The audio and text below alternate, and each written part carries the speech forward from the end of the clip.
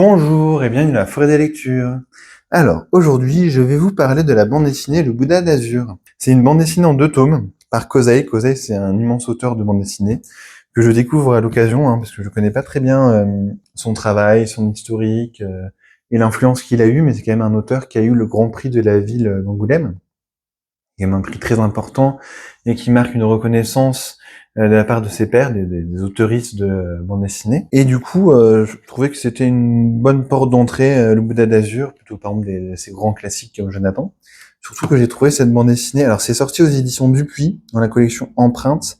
Je connais pas cette collection-là, mais c'est des livres que j'ai eus à l'occasion d'une braderie, d'une bibliothèque départementale. C'est une bande dessinée, je trouve, qui allie plusieurs choses. Elle part un peu sur certains tropes assez classiques de la bande dessinée, un récit d'aventure dans un lieu fait un petit peu rêver comme le Tibet, en utilisant une mythologie, mais avec c'est quand même une œuvre occidentale. C'est un auteur francophone qui n'a rien à voir avec le Tibet, la culture tibétaine, qui va utiliser toute une mythologie, un historique, un contexte qui fait un petit peu rêver les Occidentaux pour raconter à la fois une histoire d'aventure, quelque chose un peu trépignant, et en même temps avoir un propos sur cette partie du monde qui est quand même, je trouve, ici un propos assez engagé et que je trouve, de mon regard français, assez pertinent sur un petit peu la perte,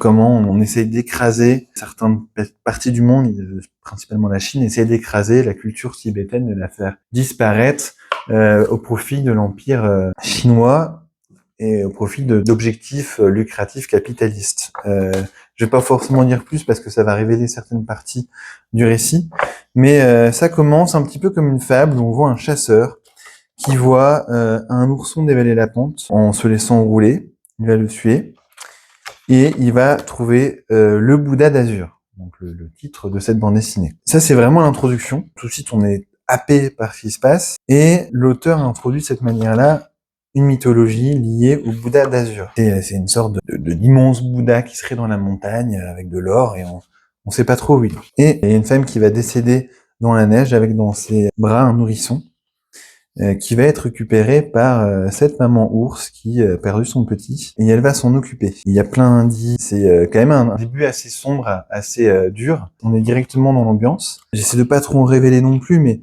il va y avoir toute une histoire par rapport à cette petite fille. On va avoir grandi là d'un coup, et on va ensuite être plongé ailleurs, et on va suivre ce personnage-là qui va être le personnage principal, pas le seul, on va revoir cette jeune fille. Et à partir de là, il y a une aventure où on va être plongé avec un personnage occidental dans ce monde tibétain, ses croyances, ses rites, ses mythologies. Tout ça avec un petit peu aussi, il va utiliser, je trouve, avec malice, la mythologie de l'abominable homme des neiges.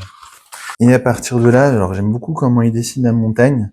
C'est un dessin qui est pas dense, c'est un dessin épuré, mais avec quand même des touches de graphique vraiment forte. Il arrive à avoir vraiment une patte et à donner un ressenti de densité, de beauté graphique impressionnant en quelques touches, quelques cases. Déjà, je trouve que ces cases, elles sont vraiment très bien structurées, très bien cadrées. Ici aussi, par exemple. Et ça me fait penser à, par exemple, mais bien sûr, à Tintin, mais à Hergé. Mais à des auteurs, j'ai pensé quelquefois à, par exemple, à Bruno, comme dessinateur récent. Et j'aime vraiment bien cette patte graphique. Regardez là, c'est magnifique.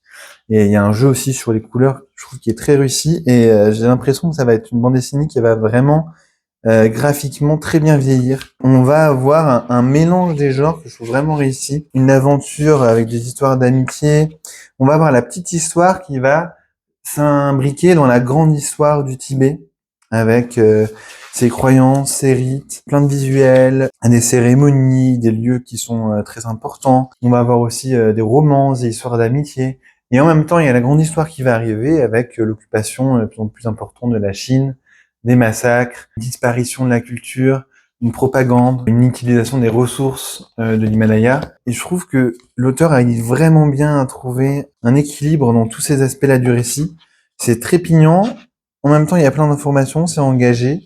Je sais pas à quel point c'est extrapolé par rapport à la réalité, je connais pas assez bien l'histoire de cette partie du monde. En même temps, c'est un bel hommage, je trouve, un bel hommage avec un regard occidental, mais un bel hommage à toute cette culture tibétaine, à ses croyances. Ça va même faire référence à d'anciennes religions qui étaient présentes au Tibet avant le bouddhisme.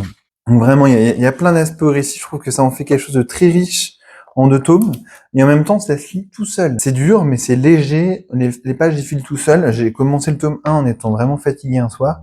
J'ai pas pu m'arrêter avant d'avoir terminé le tome, et ça a été pareil pour le tome 2. J'ai vraiment lu ça de manière hyper fluide, rapide, et en même temps, je trouve que c'est un récit assez dense et complet et complexe en 2 tomes. Donc voilà, vous l'aurez compris, ça m'a beaucoup plu. J'ai envie de découvrir d'autres œuvres de Kosei. C'est vraiment un petit coup de cœur.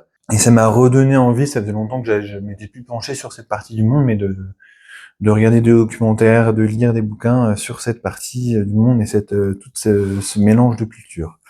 Enfin, voilà, j'espère que ça vous aura plu. Je pense que c'est une œuvre qui est peut-être plus facile d'accès en médiathèque. Bon, si vous la trouvez en librairie, achetez-la, mais voilà, je ne peux que recommander. Et n'hésitez pas à me dire s'il y a d'autres œuvres de Kosei que vous connaissez, que vous aimez. J'espère que ça vous aura plu. Au revoir, à bientôt. Merci.